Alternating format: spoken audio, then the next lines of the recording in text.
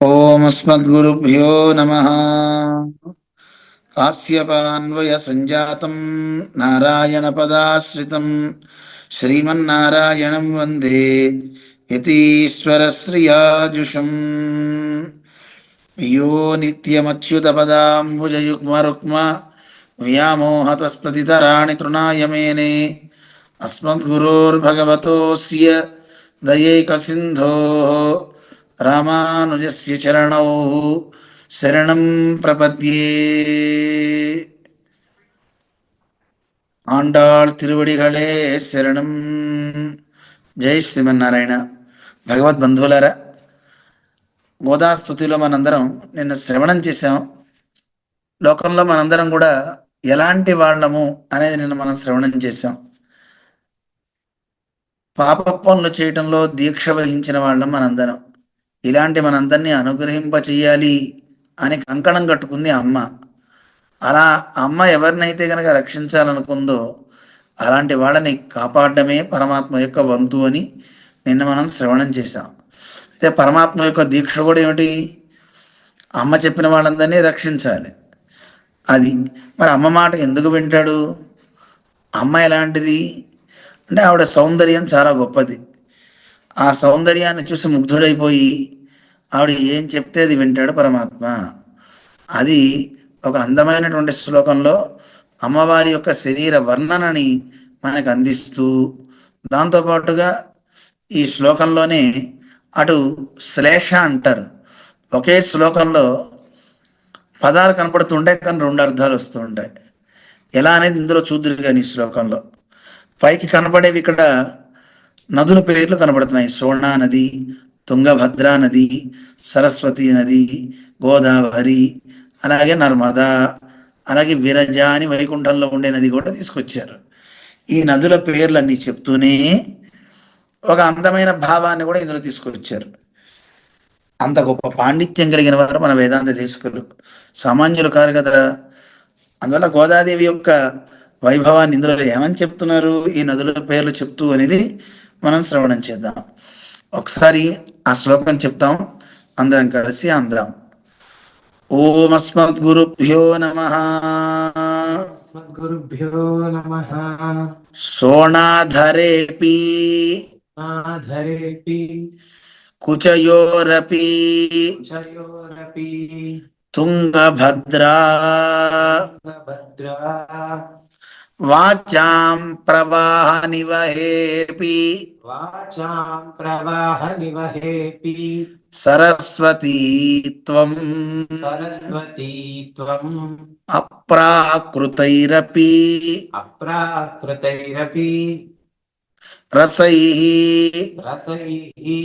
విరజా స్వభావాత్ గోదాపి దేవి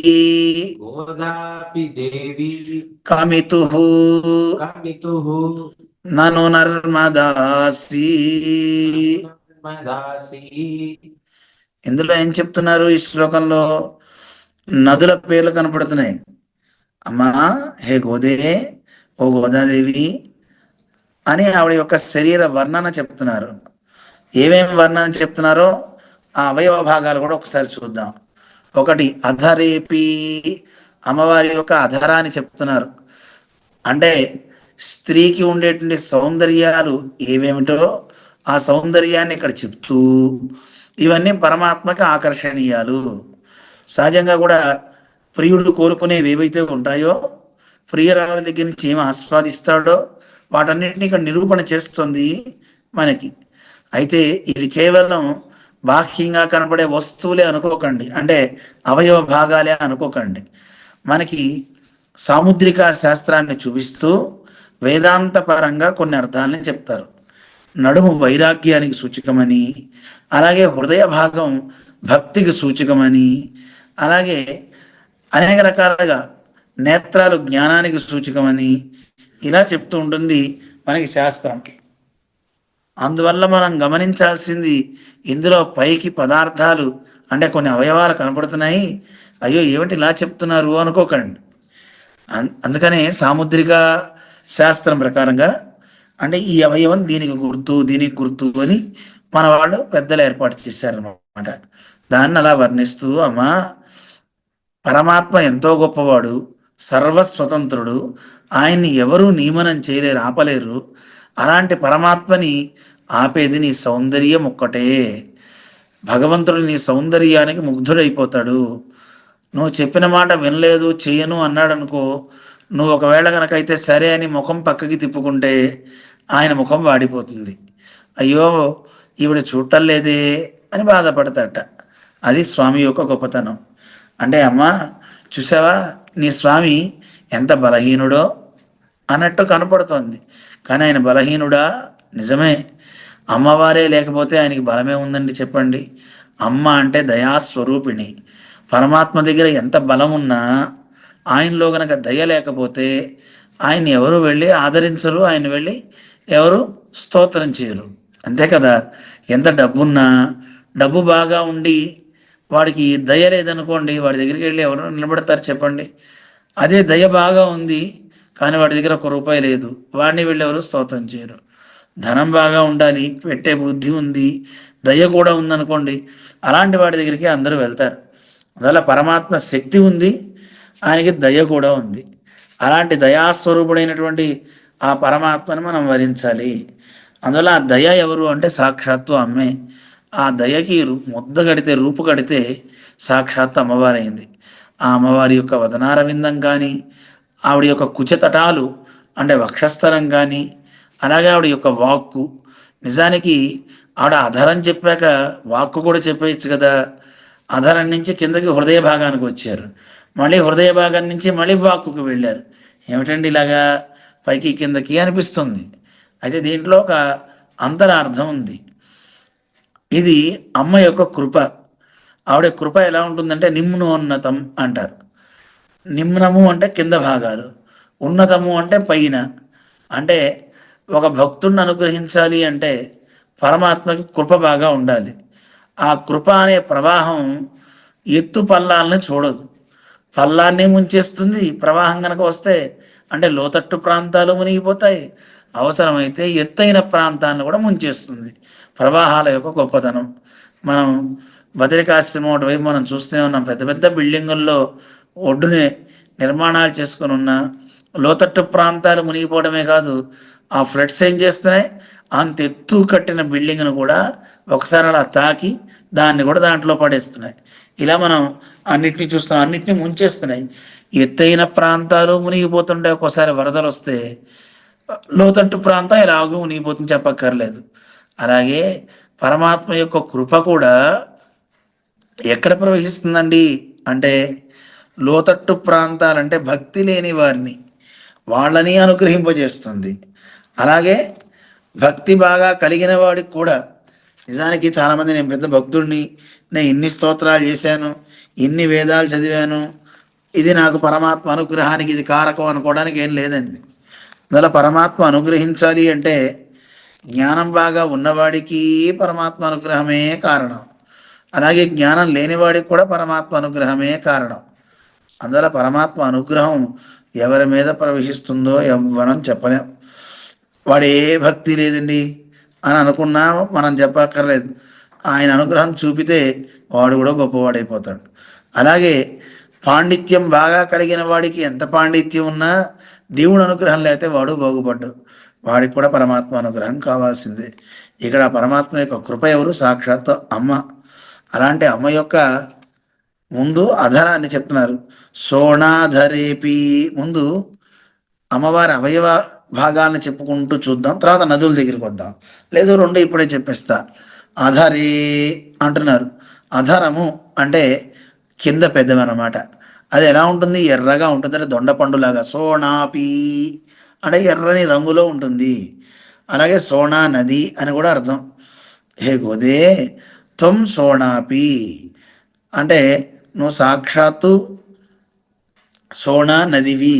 అంటే ఆ సోనా అనే నది ఎలా అయితే ఎర్రగా ఉంటుందో అలాగా ఉంది అని చెప్పడంలో ఆంతర్యం. అలాగే కుచయోహో, అమ్మవారి వక్షస్థలం ఎలా ఉందండి? తుంగభద్రాపి అంటున్నారు. అంటే తుంగభద్ర నదిలాగా అందరినీ పవిత్రం చేసేది అని ఒక అర్థం. అలాగే తుంగభద్ర అంటే తుంగ భద్ర అంటే గొప్ప బలం, అవి ఉన్నతమైనటువంటి వక్షస్థలంట అమ్మది. అలాంటి ఉన్నతమైన వక్షస్థలంతో అందంగా ఉన్నటువంటి తల్లి అని రెండు రకాలుగా. అలాగే మళ్ళీ పైకి వెళ్ళారు. వాచాం ప్రవాహ నివహే సరస్వతి అపి.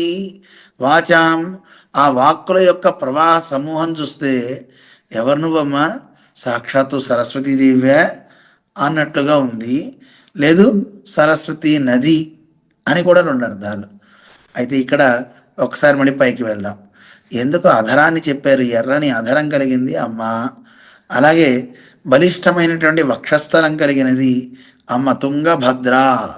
తుంగము అంటే ఎత్తు అని అర్థం. నీలా తుంగస్తన గిరితటి అని ఉంది కదా, నీలాదేవి యొక్క ఎత్తైనటువంటి వక్షసీమ యందు స్వామి నిద్రించాడు అని.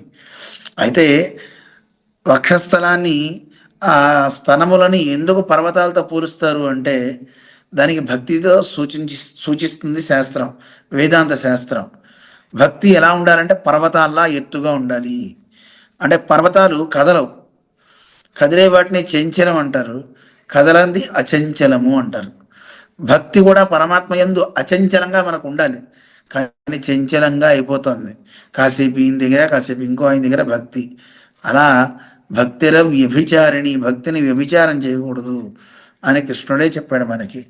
అందువల్ల ఒకే పరమాత్మ యందు, ఒకే వ్యక్తి యందు ఎలా నిష్టగా ఉంటారో స్త్రీలు, పతివ్రత స్త్రీలు, అలాగా పరమాత్మ యందు కూడా ఏక భక్తి నిష్ఠ అంటారు. అది కుదరాలి.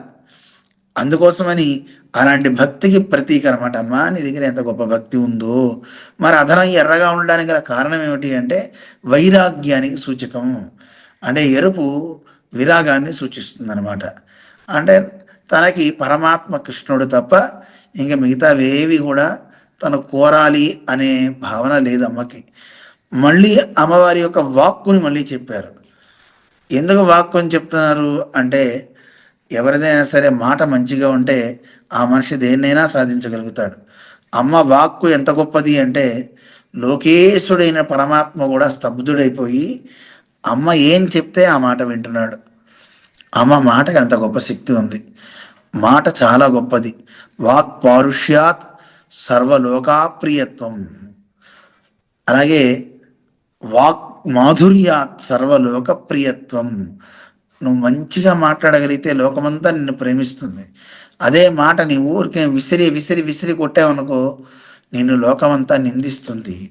నీకు పారుష్యం కావాలా, వాక్ ప్రియత్వం కావాలా, నువ్వే ఎంచుకో అంటారు. అందుకే రెండు పక్షుల్ని ఉదాహరణగా చూపిస్తారు.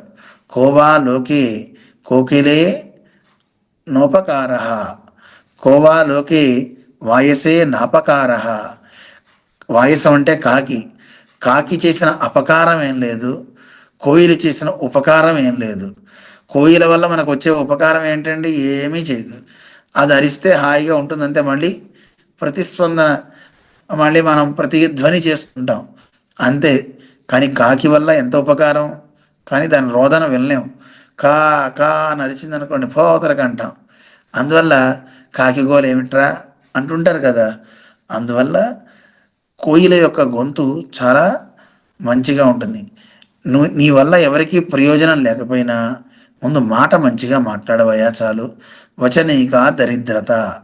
మాటలు మాట్లాడడానికి దరిద్రం ఏమిటి? మంచిగా మాట్లాడు, తీగా మాట్లాడు అని చెప్తారు. అందువల్ల అమ్మ యొక్క వాక్కు చాలా గొప్పది. అది ఎలా ఉంటుందంటే వాచాం ప్రవాహ నివహేపి అంటున్నారు. ఆ వాక్కు ప్రవాహాల సమూహం అంట. ఆ ప్రవాహ సమూహం చూస్తుంటే సరస్వతీదేవ అన్నట్లుగా ఇక్కడ చెప్తున్నారు. అయితే వీళ్ళంతా సరస్వతీదేవి కానీ ఎవరైనా అందరూ కూడా దాసీ భూత సమస్త దేవ వనితామని చెప్పుకున్నాం కదా నిన్న మనం. అటువంటి గొప్ప తల్లి అండి.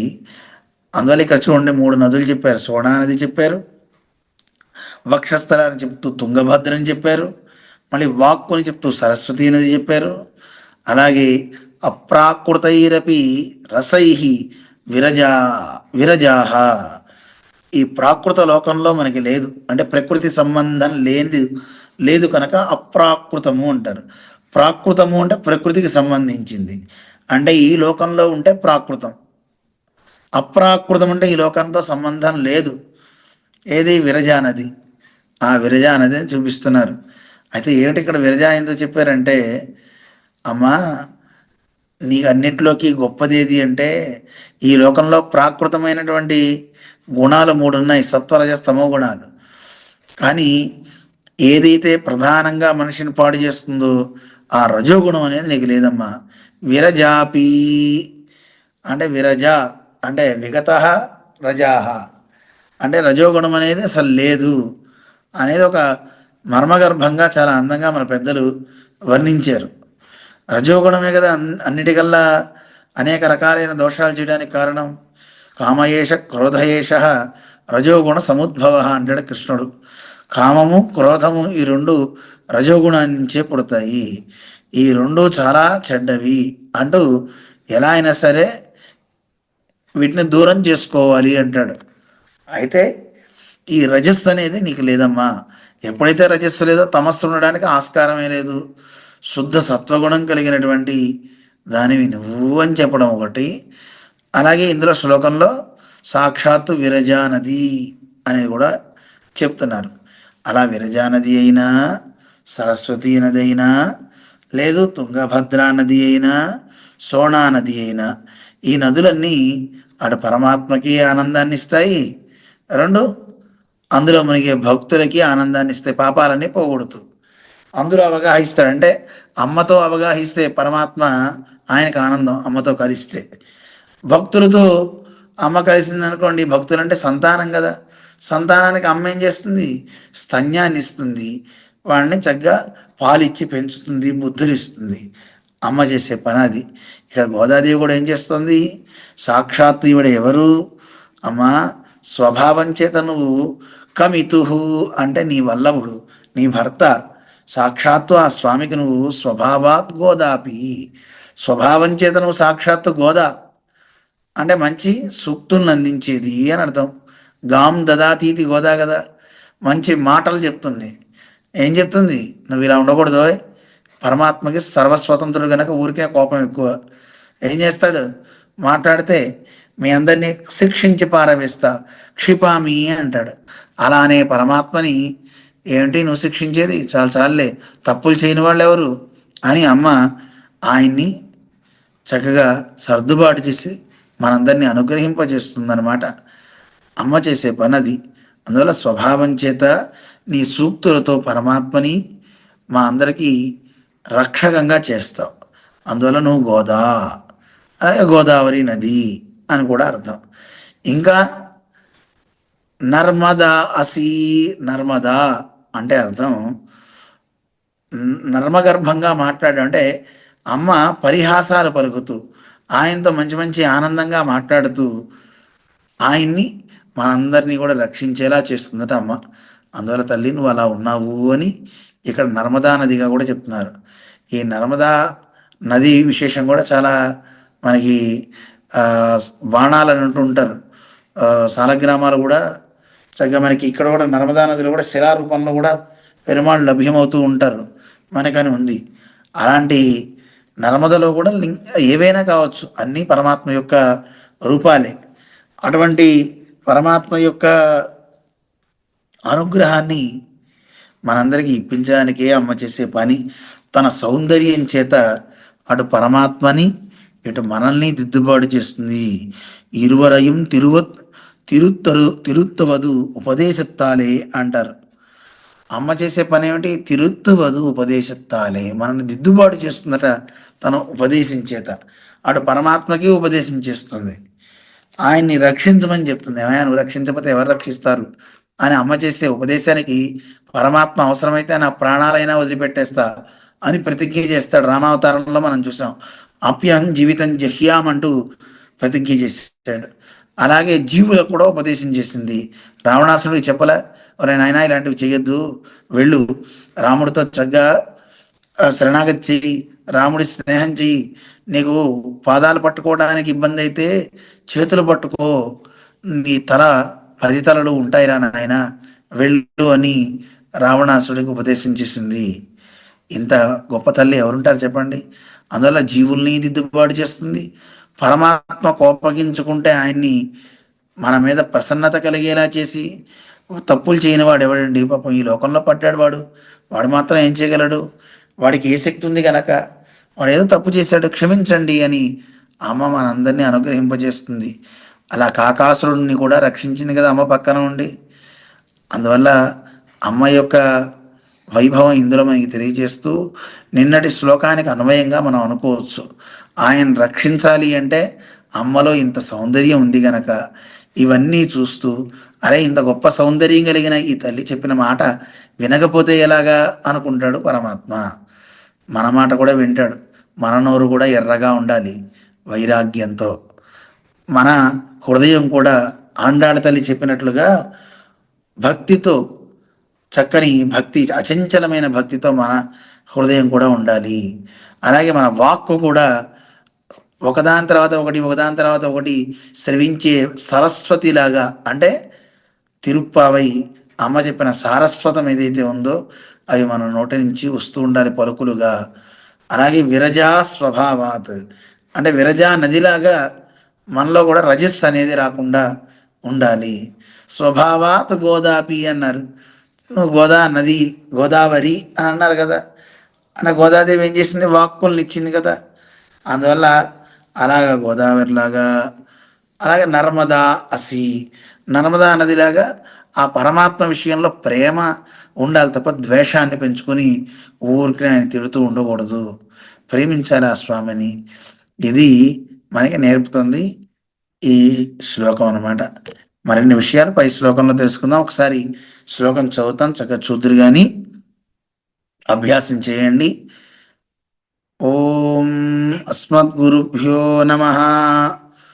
శోణాధరేపి కుచయోరపి తుంగభద్రా వాచాం ప్రవాహ నివహేపి సరస్వతీ త్వం అప్రాకృతైరపి రసైః విరజా స్వభావాత్ గోదాపి దేవి కమితుః నను నర్మదాసి. ఓం అస్మద్గురుభ్యో నమః. కర్కడే పూర్వ ఫల్గుణ్యాం తులసీకాననోద్భవాం పాండ్యే విశ్వంభరాం గోదాం వందే శ్రీరంగనాయకీం. ఓం అస్మద్గురుభ్యో నమః. జై శ్రీమన్నారాయణ.